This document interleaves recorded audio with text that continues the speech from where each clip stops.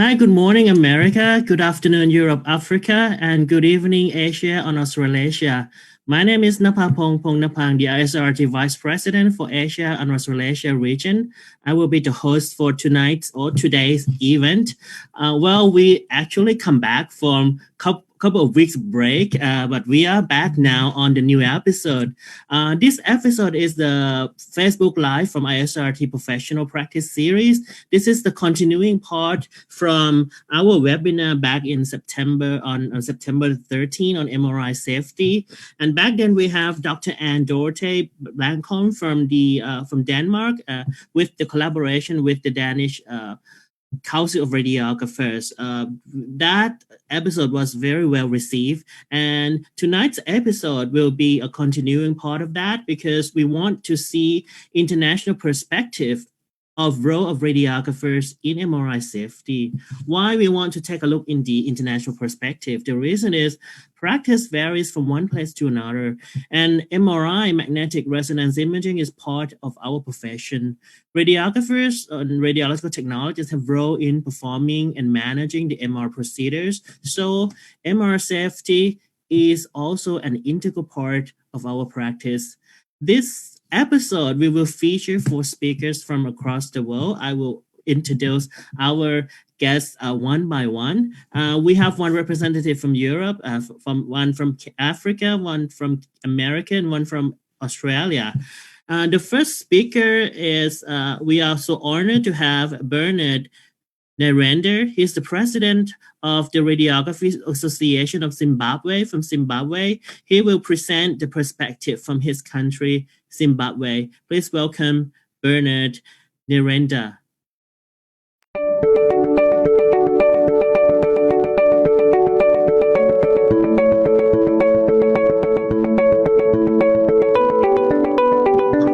Hello, how are you? My name is Bernard Narendra. I'm Zimbabwean. My presentation is titled, Is MRI Safe? The Paradox of MRI Safety.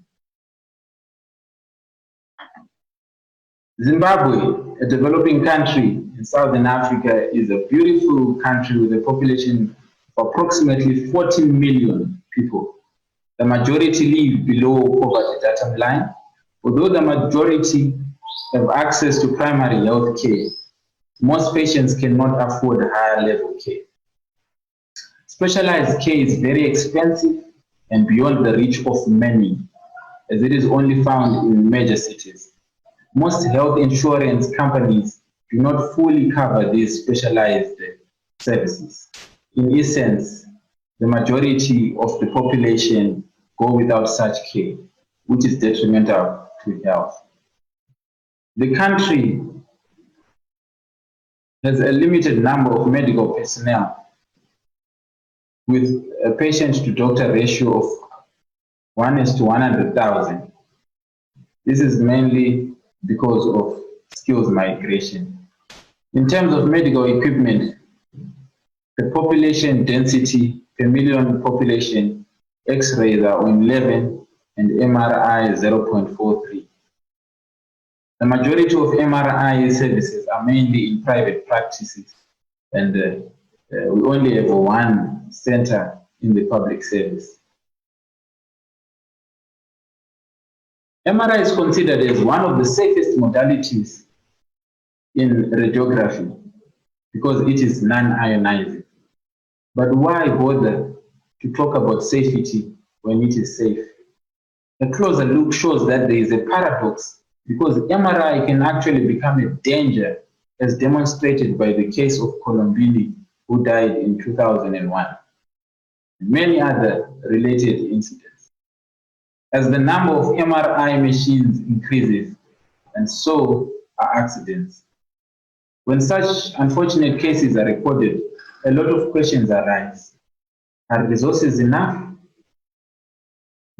Who is supposed to be responsible anyway? Is it the radiographer or management? This is why we take an interest in MRI safety as Zimbabwe. We would rather stop the domino effect when we still have the power than wait for the risk to occur and then we regret. Our radiographers take responsibility for the safety of patients, the public, and themselves. Their purview includes screening patients, educating patients and staff, and enforcing regulations and guidelines for safety.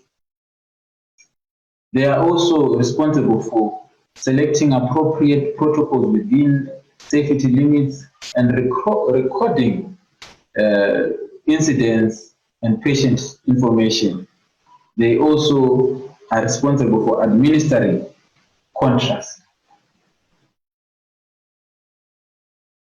Safety is almost never absolute, but with the right knowledge and a culture of safety ingrained within us, most of these unfortunate incidents which may occur in MRI can be completely avoided. This requires constant education and training, which is why we advocate for continuous professional development. And as such, we are proud to say that as a nation, our curriculum is taught with MRI in mind. All our undergraduate courses have modules that are specifically for MRI and safety. All aspects of MRI principles are covered, including MRI safety. However, we do not have postgraduate courses as yet that offer MRI. We hope that it will be introduced in the near future. However, to cover the gap, we accept in-house training, and we have robust in-house training sessions that are done on a regular basis. In terms of law and regulation, MRI safety, the radiographers are governed by the Allied Health Practitioners Council of Zimbabwe, which is under the Health Professions Authority. According to law, no radiographer is supposed to operate equipment without sufficient training. The same goes for MRI. As I've mentioned earlier, we have accepted in-house training as a competent measure to operate MRI equipment. Although we do not have specific standards in our country, we rely on international standards and guidelines set by the IEC and the FDA. In the SADC region, we have SADCAS. It's a body that recently launched the Medical Imaging Accreditation Scheme. They haven't come up with regulations as yet for MRI, but I'm sure that they are going to work on it. We cannot go without challenges. We have faced many, but I'll just mention a few. The biggest being that there is lack of recognition for the MRSO. All departments do not have an assigned and qualified MRSO. There are no laid down regional and national standards, which is why it becomes difficult for these to be recognized. We've also noticed that the other resulting challenge is that there is no national MRI governing body. Because of this, we've noticed that our concerns as radiographers are not taken seriously by management. This is why you find that most centers do not have MRI safe equipment. We're talking about things like extinguishers and trolleys.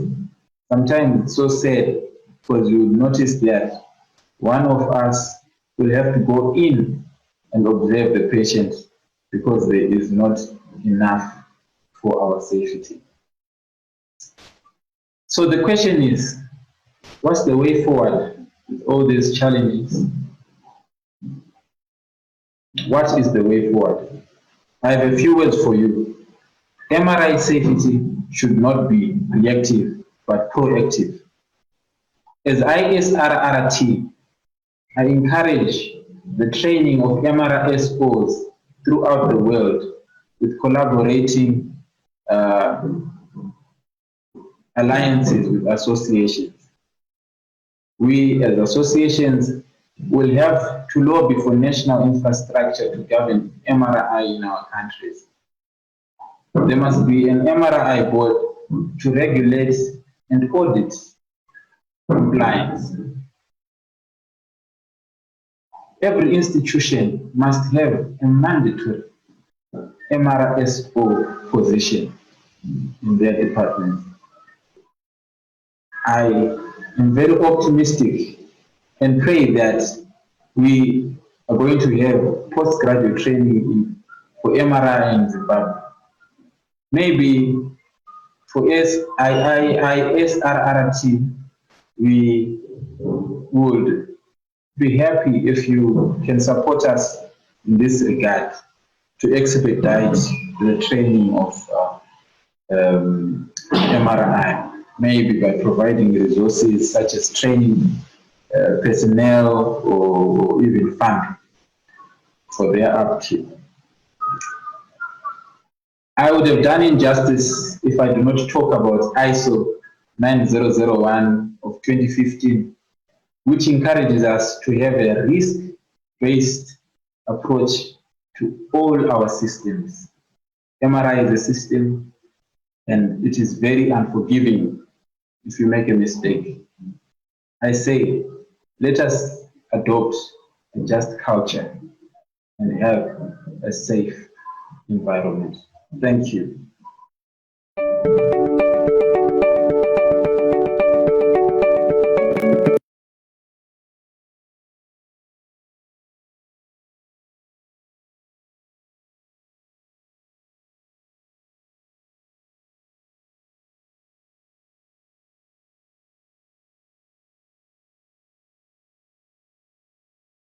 Muted, Napa. Sorry, this is Namapong back again. Thank you, Bernard, for your presentation. We will have the Q&A session later, and we'll come back to you. For the audience from home, if you have any question, please feel free to ask us by typing on the text box. It's going to be either underneath your Facebook screen or at the on the side, on the right-hand side of the Facebook screen. It depends on the platform that you are using. And I am so honored also to introduce our second speaker, which is Nancy Talbot. She is the interim manager of medical imaging and MRI supervisor at the Princess Margaret Cancer Hospital from Canada. So Nancy will share her experience from Canada. Please welcome.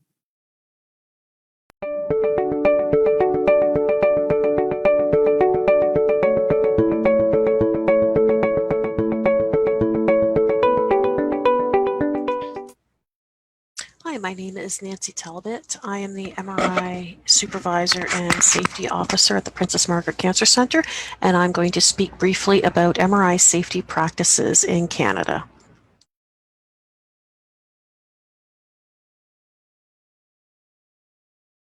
So a little overview of Canada. We are made up of provinces and 3 territories. Population currently is 37.7 million. In 2017, it was 36.5 million.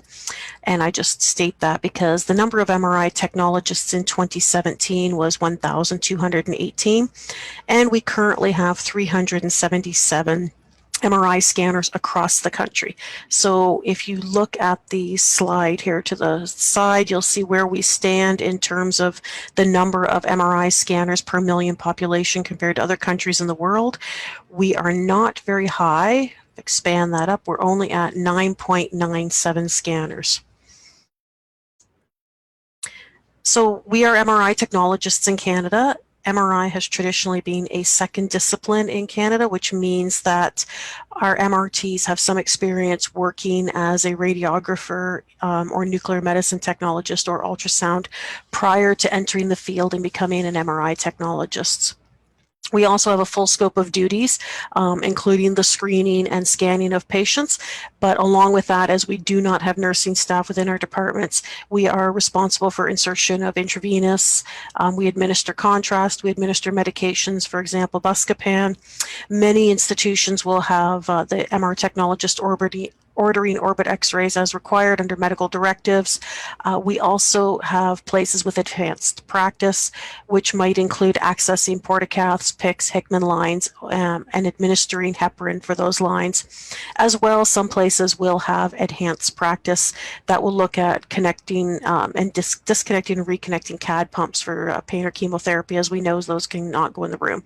And there are a plethora of other tasks that get assigned to MRI technologists.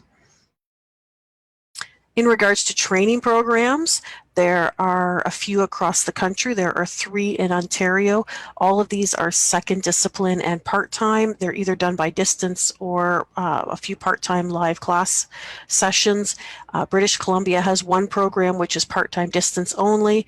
Alberta has a program that is first discipline, which means they graduate MRI technologists that did not have radiography, nuclear medicine, or ultrasound as their first, and that is a full-time program.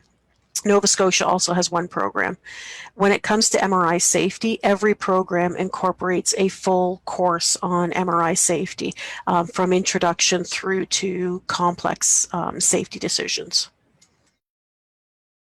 MRI technologists are regulated in 6 of the provinces in the country. This means we have a college. For example, in Ontario, it is the College of Medical Radiation Technologists. Those colleges are basically licensing us to perform MRI. They're the governing bodies that protect the patients, and they define what we can do. So, for example, in Ontario as well, the wording when it comes to MRI safety says the technologist must be a member of the college to be able to administer electromagnetism. So if we were to look at the generic meaning of that, that means as soon as you walk the patient in the room, you're applying electromagnetism. And you need to be a member of the college to make that decision to walk the patient in the room. This also comes to the same processes of screening. We have to be members of the college. That does differ across the different provinces slightly, but essentially that is where we stand. To become a member of a college, you have to write a certification exam. That certification exam is administered by the Canadian Association of Medical Radiation Technologists. All the colleges and the provinces recognize this as our national competency-based certification exam for MRI. In terms of equipment and actual sites, there is really no formal regulation of equipment in the provinces or formal except for British Columbia that actually regulates the equipment that comes in, policies and procedures. British Columbia does have an accreditation program that requires formal submission of policies, procedures, as well as quality tests, but that is the only one that is currently in stand. So what this also means is that we do not have a formal body to report MRI safety incidents to. There is a lack there. We don't have an overall number of how many safety incidents happen in the country or actually how they are managed. Typically, each incident is managed within that individual hospital based upon their own incident reporting program and their own outcomes and what their learning is from it. So we were to talk about some of our challenges. Training the staff is definitely a challenge. Keeping staff up to date on the changing landscape of implants. When you're talking about 1.5, 3 Tesla especially, there's not one standardized training program that's outside of the educational programs. Each hospital develops their own training material based around their own policies.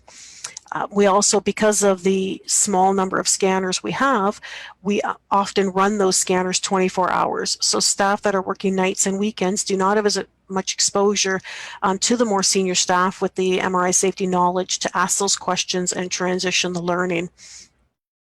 Ensuring that the training is completed for all staff and that all staff are at a good level with MRI safety can also be a challenge. And we want to make sure that staff are making the appropriate decisions in patient care. When we talk about our certification and training, and we just have to throw in the new reality of right now, which is the COVID-related delays.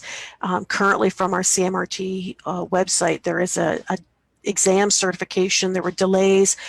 Students actually were pulled out of their clinical training earlier this year and their rotations, and some facilities have allowed them back in, some have not. It depends on how each facility is ramping their work back up, and as Wave 2 is going through Canada as we speak, where that will happen. So they are working to figure out how to do their exam testing as the testing assessment center is closed, and how that will look moving forward, especially as we do ramp up services and we don't have the new grads necessarily coming in as quickly as we would have liked.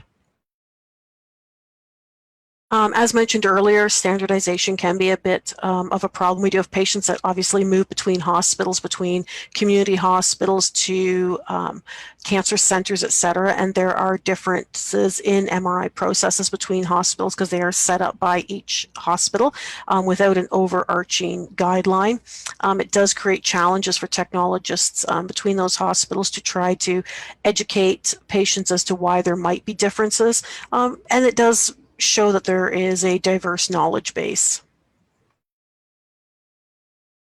We also have some challenges around radiologists in MRI safety. Smaller community hospitals that may only have a few radiologists would have them more tuned into MRI, perhaps, which might be ironic, whereas I work in a very large institution that has a lot of radiologists, and there's only a handful that are actually really tuned into the current knowledge of MRI safety to help us clear implants. Many are not up to date on current processes with regard to spatial gradient limits, RF heating, and what these different conditions are on implants when we explain it. I think this is generic across everywhere. Active implants are becoming a bit of a challenge for us across various hospitals because not all MRI sites have set up programs and policies to scan these patients. It depends on their radiologists, on the comfort level. It depends on what other areas are within the hospital to assist with this. And this is referring to whole body conditional DBSs or conditional pacemakers.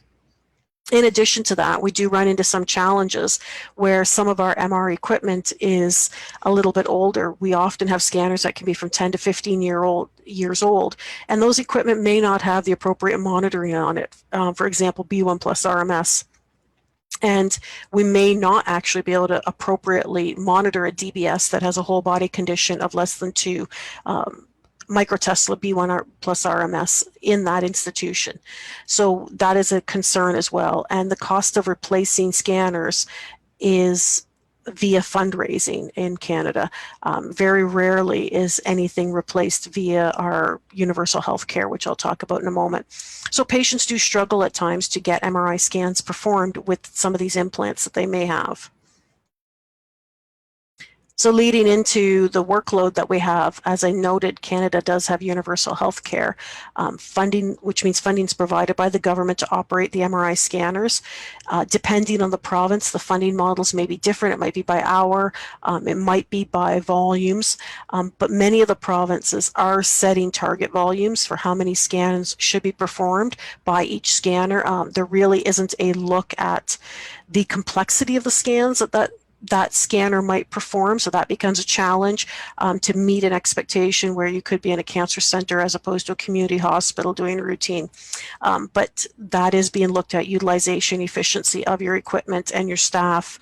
So when we're looking at a tighter workload, putting through more patients, and in a development of the way we're funded, that it's by hour and you have to spend that money, you're either spending it on staff or contrast or service contrasts. So it does become an issue where you have pressures to get those patients through, to screen them appropriately, to review the implant documentation and make sure that you've done a thorough job on clearing implants.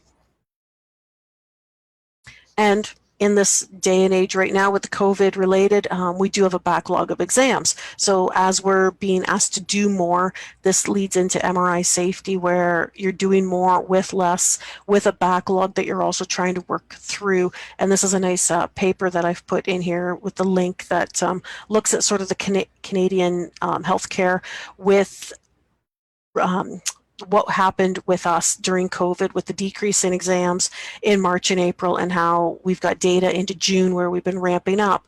But by no means have we dealt with our backlog of elective exams that need to be done. So a little bit about what some of the future trends are. One that I'm seeing is around safety officer. Many hospitals are recognizing the importance of the MRI safety officer designation, which is obtained via the ABMRS. So we are now seeing that postings for MRI supervisors or charge techs, whatever the title may be, often have this as a requirement. It's really an important drive toward consistency in the knowledge base and therefore practice and policy implementation across our hospitals. As well, something we're looking at, which is more technologist empowerment. We do have to have the knowledge to clear implants, but there is that risk versus benefit where you bring in radiologists to discuss the safety of an implant if you're uncertain as a technologist. And we've actually had a few incidents where the radiologist was also not comfortable in doing that because they didn't have enough MR safety knowledge. So we are looking now in our organization to change the processes that we have where the technologist is the first line of defense to screen and clear an implant. If they're uncertain on the next steps, they would contact their MRI safety officer. If that individual isn't completely comfortable, then it gets escalated up to our MRI safety committee via the co-chairs, and which also includes a radiologist who's our MRI medical director, who has significant MRI safety knowledge to actually do a full assessment and make that decision. And I'd like to thank you very much for allowing me to do this quick little overview of MRI safety in Canada. Thank you, Nancy, for your presentation. And I really like the terminology that you say about technologist empowerment. We're going to discuss about that later when we hear from our two more speakers. For audience from home, if you have any questions, please feel free to ask, and then we will take your question to the speakers later. Now we have the third speaker. We are so honored also to have Alexandra Lipton. She is the Professional Office Senior Service Managers and Cross-Sectional Imaging Lead from the Society and College of Radiographers from the United Kingdom. Please welcome Alexandra Lipton to share her experience on this.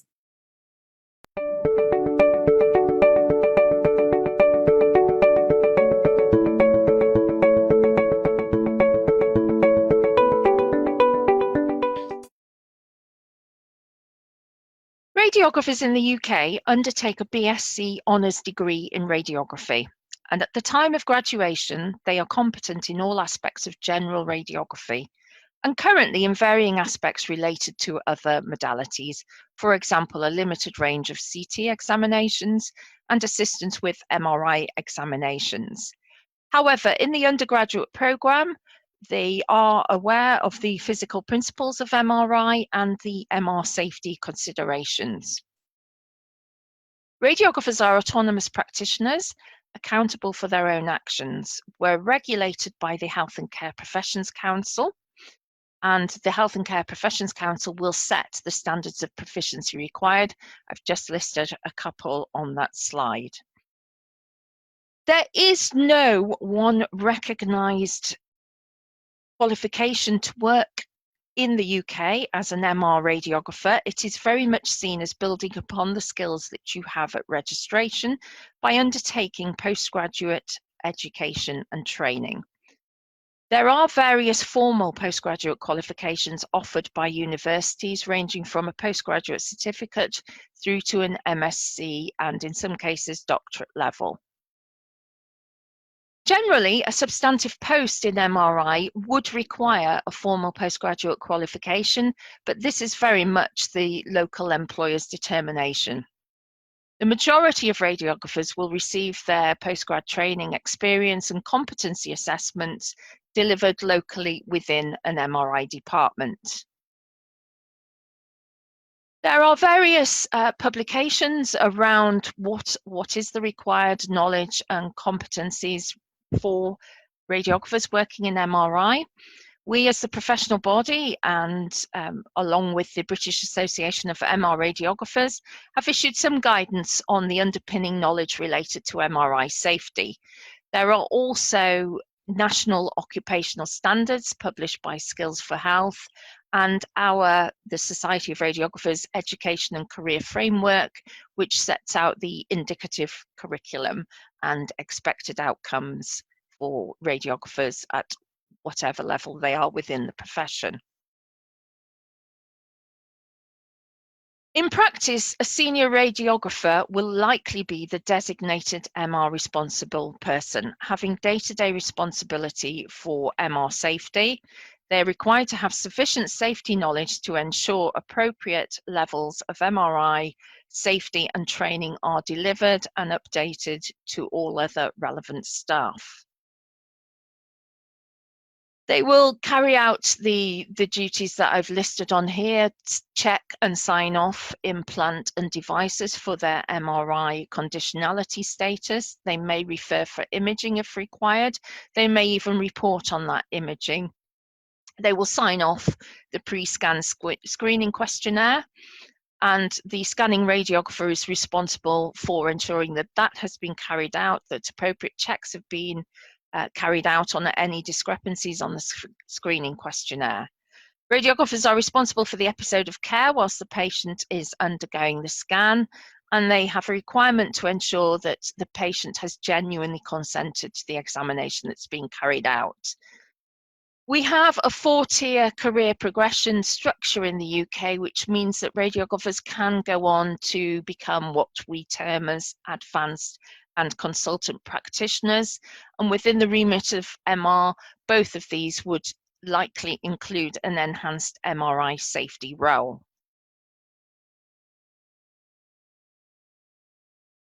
The Health and Safety at Work Act and the Chem 4 regulations are related to worker safety, and they set out the employer's duties. The recognised regulatory guidance in the UK, and the one which is referred to by other regulatory organisations and government organisations, are the MHRA safety guidelines for MR imaging equipment in clinical use. This really sets out the expectations for safe use of MR equipment, safe delivery of service, and it does include categories of staff, levels of training, etc. I've mentioned before the HCPC. They are the regulator for our profession, and they will set the standards, standards of proficiency, conduct, performance, and ethics. The challenges that we face in the UK, the biggest challenge are workforce shortages, both in the radiographer and the radiology profession. This is along with an increasing demand for MRI examinations. It's increasing at roughly a rate of 10% a year. We have an aging equipment base, and actually compared to other countries, we have a very low equipment base per head of population. All these have an impact on MRI safety in terms of lack of access to training programs because staff can't be released, in terms of pressure on a service, the pressure to work more quickly, so is there time for those due checks and diligence, the fact that you may have to utilise bank staff, agency staff that may not have the same level of training and education and require supervision. Another challenge, or one that's current in the UK at the minute, is around the need to ensure access for patients that have so-called legacy device implants, which previously had been counted as MR unsafe, but now with evidence can be scanned under certain conditions. There is a shortage of access for these patients, and we're working on some guidance in order to enable departments to implement these. The reasons aren't just entirely around MRI safety in terms of, say, the pacemakers, it's around that collaboration with cardiologists, etc. Lack of understanding from referring clinicians and other stakeholders, other staff within a hospital, leads to, considerable MR safety considerations. So there's a need for more education of referrers and other stakeholders. The future in the UK. There's an exciting recent development. IPEM have launched a certification scheme for the MR safety expert, and this is open to other professions other than the MR physicists. So should a radiographer be qualified, educated, and meet the requirements for certification, an MR safety expert role may be one that a radiographer could do in the future. There's a development of a national suite of e-learning modules aimed at any member of staff that needs to have any contact with an MRI department. So it's role-based, and it can go from visiting ward staff, cleaners, right through to radiologists, and they're all related to MRI safety. They are due for publication in 2021 and will be freely accessible to all NHS radiographers. We may see in the future different entry stroke education models. This has been talked about for quite some time. It's quite a hot topic at the minute in light of the workforce shortage and the current global pandemic, and that need for imaging and a workforce that can deliver CT, MR, etc. There has been talk for a while about a 3+1 undergraduate program, your 3 years of radiography +1 in specializing in a modality, so that at the point of graduation you are ready to enter into that modality. Direct entry has been discussed as well. The problems with that in our country are around the regulation by the Health and Care Professions Council. It does have to be a recognised profession, a recognised professional term. So that's the future. It's looking quite exciting, but quite challenging. So thank you very much, and I look forward to any questions or further discussions. Thank you so much, Alexandra. We will come back to you during the Q&A session. That's very comprehensive presentation from the UK, and always thank for the support from the UK Society. Our first speaker is from Australia. We have Kate Negus. She is the president of Society of MRI Technologists Australia and New Zealand, and MRI supervisor at University Hospital Geelong from Australia. Please welcome Kate Negus for her presentation.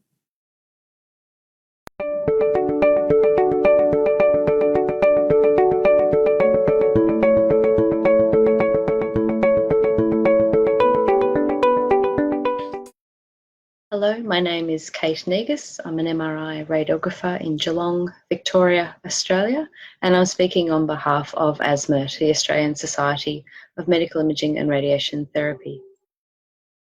Today I'm going to speak about the role of radiographers in MRI safety and the Australian perspective. The outline will be an introduction to Australia, the scope of practice in MRI safety for radiographers in Australia. Is MRI safety part of our education and training? I'll discuss the current situation in regulation and accreditation regarding MRI safety in Australia, and some challenges to the radiography profession in performing our duty in MR safety in Australia. And finally, the way forward. This is some of our MRI team in Geelong on the photo here.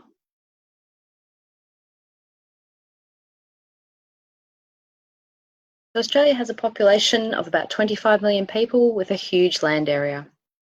It's a vast and sparsely populated place. We live mainly along the east coast, and there are lots of lovely beaches like this. This is one of my locals. I'm very lucky. It's not hot and sunny all the time though. In fact, the southern areas do have snow in winter. Australia has a tax-funded public hospital and local doctor system called Medicare, which covers some MRI scans pathology, x-rays and other tests, etc. There are approximately 356 MRI scanners that are covered by Medicare in Australia. They're mostly in the large public hospitals and private hospitals and large clinics, and approximately another 250 in private practice that are not covered by the Medicare licensing system. That equates to about 14 MRI scanners per million people of population.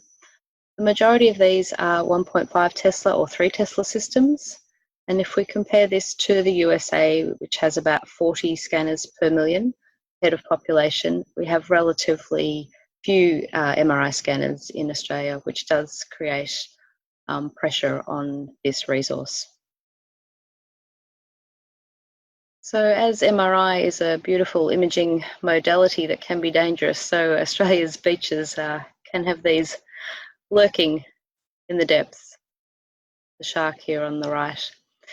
So unfortunately, MRI is the only imaging modality that could cause death, so safety is really paramount. MRI radiographers in Australia, well, we are the last line of defence before anyone enters the magnetic field, and we check all the patients, staff and support persons who may need to enter the MRI scan room. We check and double check and sign the MRI safety screening form for all people who need to enter the MRI area. And we have responsibility for training other staff, other radiographers, nurses, doctors, and hospital and ancillary staff.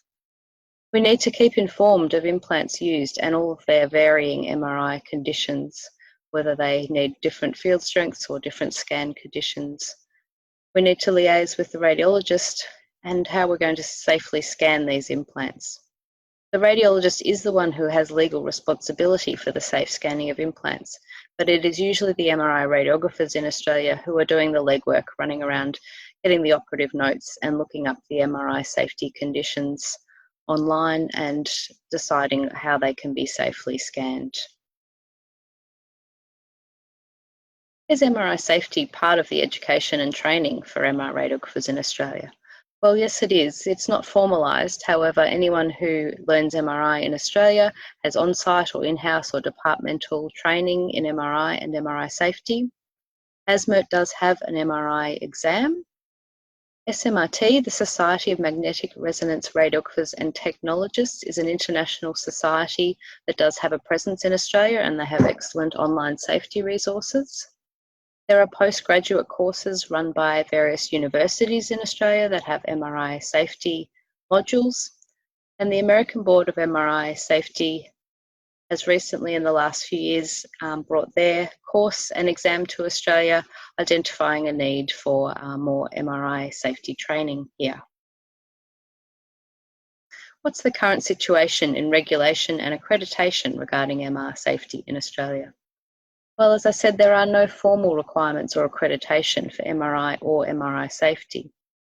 Radiographers in MRI usually have practiced general radiography first, so they have a degree in radiography and they may have done X-ray and CT, and then they will learn MRI and MRI safety on the job.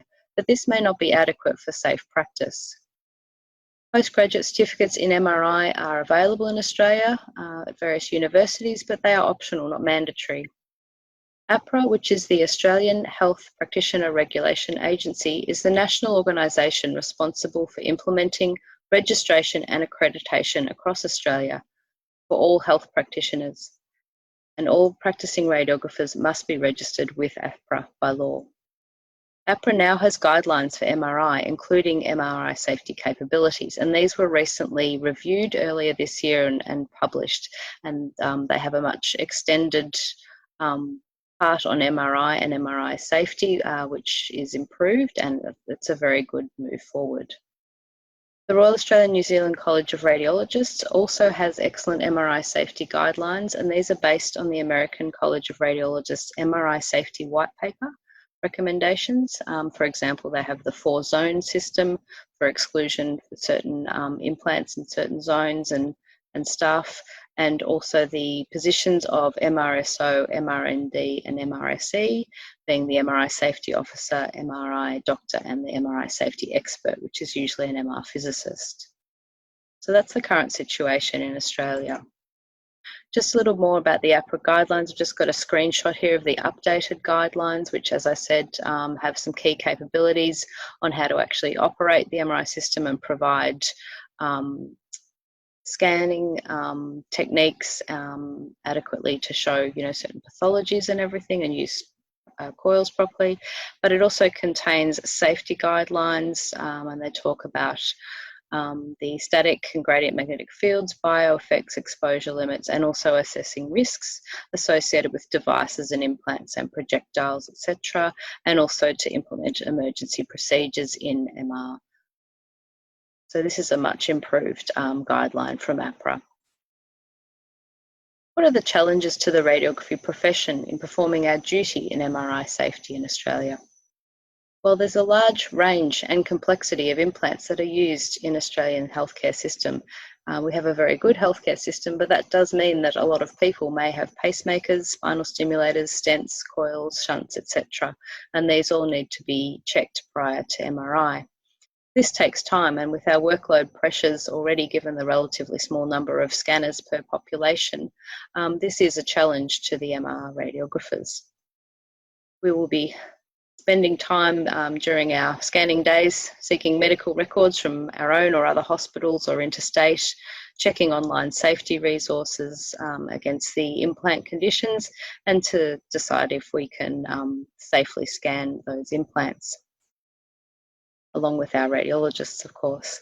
We have a high percentage of 3 Tesla scanners in Australia, and many implants are not tested at 3 Tesla or have conditional status at 3 Tesla, which means we may need to modify scan parameters or use certain coils. So this again means that we have challenges in keeping up to date with all the implants and the requirements that they have. Also, as this picture shows on the right, we may have to sometimes challenge the traditional hierarchy by yelling stop to a doctor who is about to enter the magnetic field with their gold watch or mobile phone.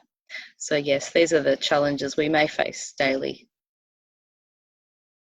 So what is the way forward? MRI safety training and accreditation could be provided by a number of professional bodies and is already being provided by these bodies in certain ways. ASMERT does run an MRI exam, as I mentioned, a couple of times a year. It's currently being reviewed, which is good. It's being updated from its older version. I've been part of the MRI panel reviewing the exam, which has been a very positive experience. The Australasian College of Physics, Science and Engineering in Medicine is soon to set up some education and an exam aimed at the MRSE position for MR physicists, which is also a very positive move forward. The Royal Australian and New Zealand College of Radiologists have excellent MRI safety guidelines, and they support the positions of MRSO, MRSE and MRMD, but they don't define how to achieve these positions. So it would be good to have further guidance from RANZCA in the safety training and accreditation of radiographers, especially for the MRSO position, which some of us are performing. The SMRT, as I also said, has excellent safety resources and a presence in Australia. There is an Australian chapter of the International Society of Magnetic Resonance Technologists, and they could in future also provide education and an exam for Australian radiographers. The American Board of Magnetic Resonance Safety does provide education and a safety exam, and they have brought that to Australia a number of times. But I think we have to consider the relevance to Australia of an imported safety training and accreditation. I think it would be really great to have our own Australian safety training and accreditation for MR radiographers. But just who should best provide it is what we need to decide. In any case, whoever provides it, it needs to be relevant, valued by the MRI professional community, affordable for radiographers and technologists, and delivered electronically. One, because we have a vast country, and if we need to travel large distances to sit exams in person, that can be difficult. And obviously, as COVID-19 has showed us, we need to move everything online nowadays if we can. These are my references. And I'd like to thank you very much for your attention today. Thank you so much, Kate, for your excellent presentation. And again, I would like, on behalf of the ISRT, I would like to thank all four speakers for your excellent presentation that represent the current practice of MRI and MRI safety in your country and region. We got some questions from home, and I would like to ask a couple questions. I think we will still have time for that. So the question is, does all MRI radiographers must have to take national certificate or licensing in your country in order to work on the MRI unit? I know that most of you presented this already, so I would like to add something on top of this. Like the first part is, do your country need the radiographers or MRI technologists to take the license exam or certification? And the second is, as you guys work in MRI for quite a long time and you're an expert in the field, do you think we really need a specific MRI postgraduate education so that you can be competent and practice in MRI? Let's start with Bernard from Zimbabwe. Please unmute your microphone, Bernard. Can you hear me? Yes. Okay. I think it's very important to have postgraduate training for MRI. Remember, we are coming back from a period where radiography or radiology technologist profession was a bit underdeveloped. So now we are going for specialization, and I think we will need to go further to sub-specialization.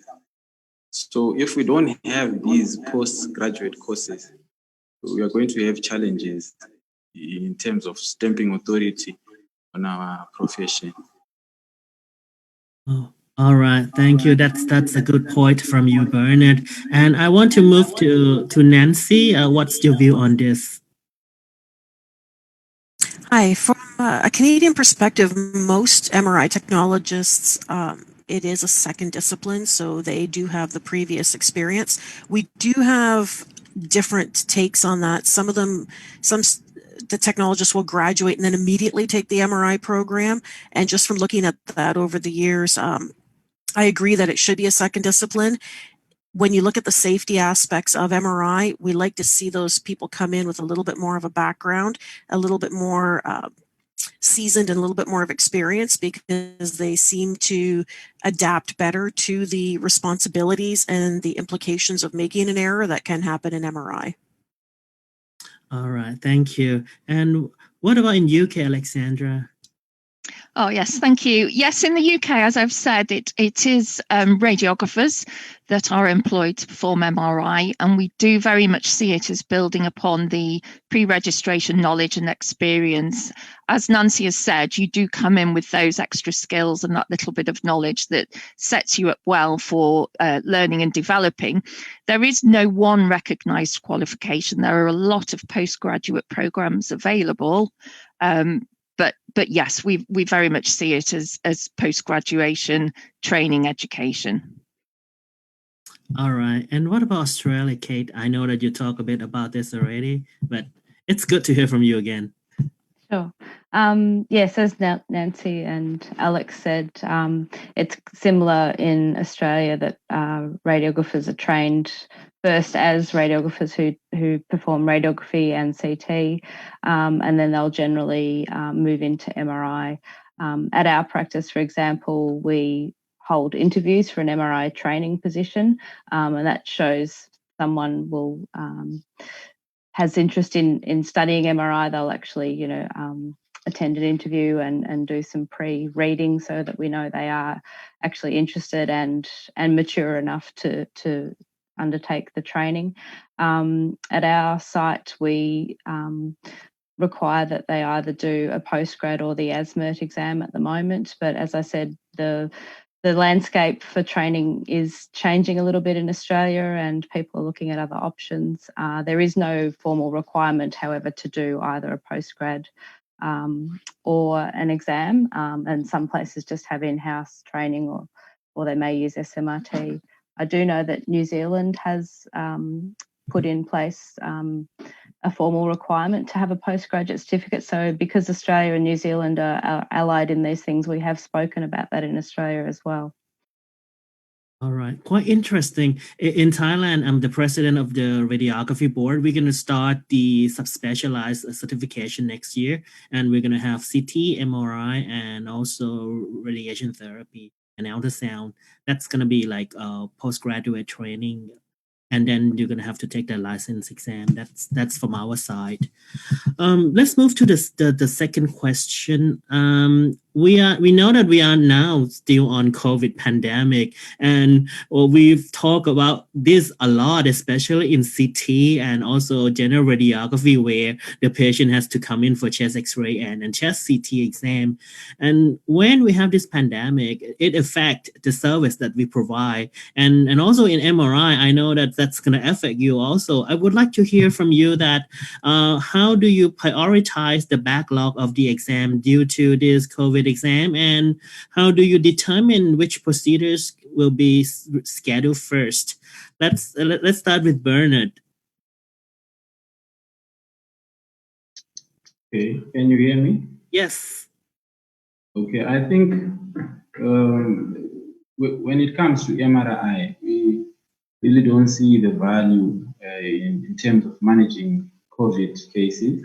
So what we really do is that when a patient is to come through for an MRI scan, they go through a mandatory test for COVID-19. That's a PCR. If they are negative, and then we continue with the MRI. We do not have too many exams. We don't have a backlog, so those that come in will come in as they walk in or as they are booked.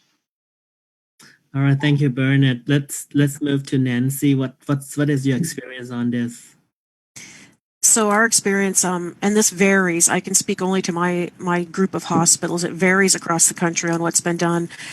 We did not cancel any oncology cases. So MRI in my institution ran basically at 90% bookings throughout the pandemic.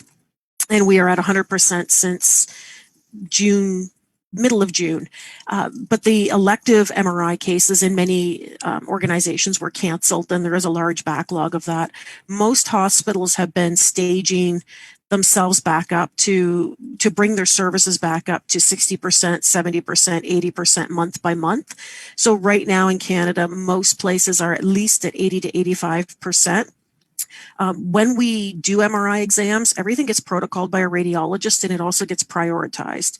In Ontario, that's a mandatory priority from 1 through 4, 4 being elective, 1 being within 24 hours, 2 being 48, and 3 being like a staging sort of oncology 2 weeks.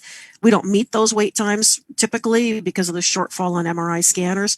But when we start to reschedule patients, we look at what the priority is and try to get the patients back in for their appointments that way. All right, very interesting. And what about from your experience, Alexandra?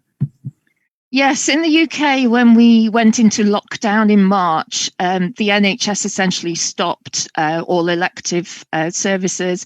So the radiographers for quite some time at the beginning were not utilised a lot, certainly not for MRI. We're now in that challenging recovery phase, and there have been varying degrees of recovery depending geographically. There has been some nervousness for patients to attend actually a hospital unit. Some experience found that they were more likely to attend a mobile scanner that was in a supermarket car park rather than perhaps coming into a hospital, which is seen as quite challenging. So we're entering that challenging period along with currently a second surge, and also another challenge that I don't think we've mentioned yet is the amount of time and the protocols to clean the equipment after patients.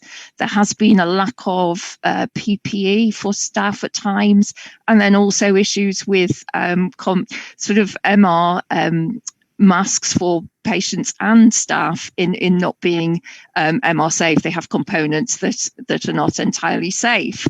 So yes, we expect a challenging period, and we are actually seeing COVID patients coming to MRI for neurological scans. So we don't know what the impact of perhaps long COVID or all those other things that, you know, we're all finding out about as we move through this pandemic. Yeah, we have to be strong in this case, I think, and all the department has to come together, working hand in hand to fight with the COVID. And Kate, what is your situation in your place now for this? Yeah. In Geelong, which, as I mentioned, is a large regional city in Australia, about 250,000 people, we've had relatively few COVID patients, just a handful, and they've mainly had CT scans. We've set up a protocol for MRI if we do scan COVID positive patients, but we've only scanned 2 query patients so far.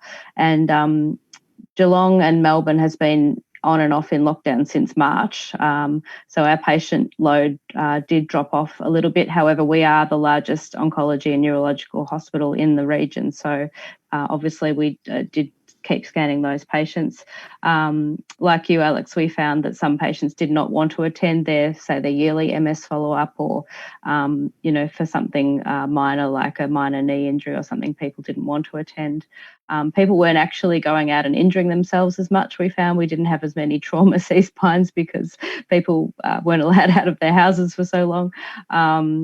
So yeah, we did have that happen as well. All patients entering, because our site is in a hospital, all patients entering the hospital door are temperature screened and have to fill out a COVID screening form. They don't do a COVID test as such, except for the anaesthetic cases. We do paediatric and some adult anaesthetics at our site, and we found initially that the anaesthetists, because they were not doing their non-urgent cases, they actually sort of relegated all of the MRIs into non-urgent, but then we had to negotiate with them because obviously some of the children needing anaesthetics do have urgent neurological or other issues, so we sort of had to renegotiate that we could do some anaesthetics during COVID, and obviously that involves a lot of extra PPE. We're wearing the full PPE for every scan anyway, and but with the anaesthetist we just have the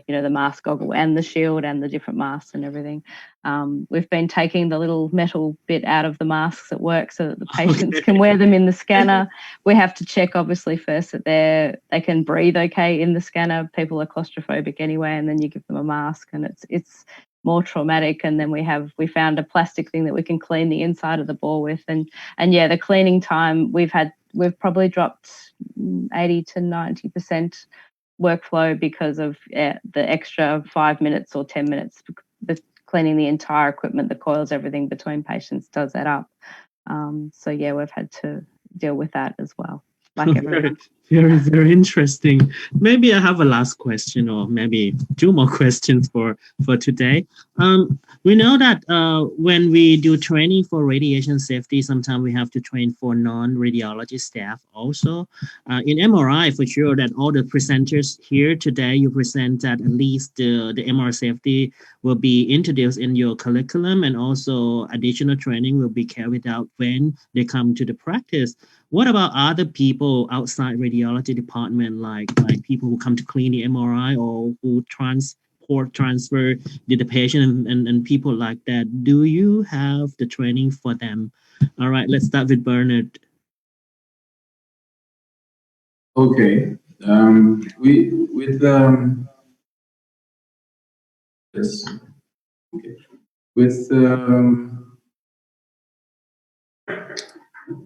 For those that come in as allied health workers, we usually have someone who takes them through the paces so that they don't go to controlled zones and controlled zones. We need to make sure that they are controlled. Let me just leave this here.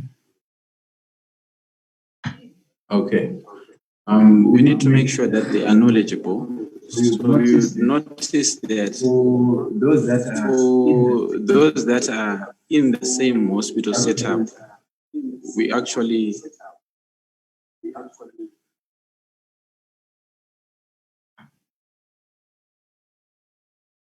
okay. So for those in the same hospital setup, we have in-house training that we do like midweek or maybe once a week or twice a month, where we teach people on MRI safety. But when they come in as maybe ambulance technicians, we'll have to go through the paces. I'm sorry for that glitch with the network. All right. Okay, thank you. Nancy, what's about the situation in your place? So typically, the MRI supervisor or the chart tech, whatever the title would be doing MRI safety training for housekeeping, facilities, security, anyone that would need access to Zone 3. We do follow ACR zoning in most places in Canada. So that would be a locked down control room to start with. So if they don't need to come in, we don't train them. But those that do need to enter the area would get MRI safe training, ideally on a 6-month or annual basis. All right, quite common here too. What about in your place, Alexandra? Yes, in the UK, the MR responsible person would be responsible for that training. Every MRI unit has to have a set of local rules which would set out the training and education and how that's delivered. And it may well be delivered as part of the mandatory training within the hospital. I mentioned before that we were developing the suite of e-learning modules for any person that has contact with MRI. And also we do produce some guidance leaflets for referrers, for patients, for ward staff accompanying patients. All right. And what about in your place, Kate? Yeah, similar. We have an in-house online course for any staff who are going to come to MRI, nurses, anaesthetic staff to complete the online course. Yes, myself as supervisor and my other leads obviously are educating on a daily basis anyone who happens to come to the department for any reason. We also conduct yearly safety. We have a safety run through if they actually attend for like the fire department and security and those people. We also do some prisoners, so the prison guards come around and get a little lecture, or they had been before COVID. We haven't seen them for 6 months. So moving into online resources, obviously. I've seen a number of places around Australia who've developed excellent online resources for their in-house staff as well. So yeah. That is great indeed. So I think it's time for, we have our president, Donna Newman, here with us today. Donna, you want to say something to the speakers and to the audience also? Yeah, I want to thank our speakers. They were excellent. This just demonstrates what our key experts from around the world can share with our members and just show commonalities and best practices that can be brought to countries and started within countries. And I myself learned a lot from listening to you guys. And I believe that it's time for us to continue to bring back education on continuing education throughout the year from the ISRT. So it highlights the importance of the MRI safety and other types of education that are needed remotely for our members from all over the world. So I thank you for taking time to share your expertise. I also want to thank Utapong and Napapong for continuing to streamline this great program that we have for our ISRT members. Your expertise and your dedication to this program are invaluable. So thank you. And we look forward to our next session that will be on artificial intelligence. And please stay tuned because much more to come throughout the year. Thank you again. Thank you, Donna. So before we close the program today, again, I would like to thank for all the 4 speakers, presenters that we have. And thanks for all your organization that always support the ISRT for this. And also thanks to Utapong, he has been working hard on this. And I'm looking forward to see you get again in the future when we have the related topic that we want to showcase you guys. And again, For the audience, have a nice morning, nice afternoon, and good evening, and goodbye. See you next time.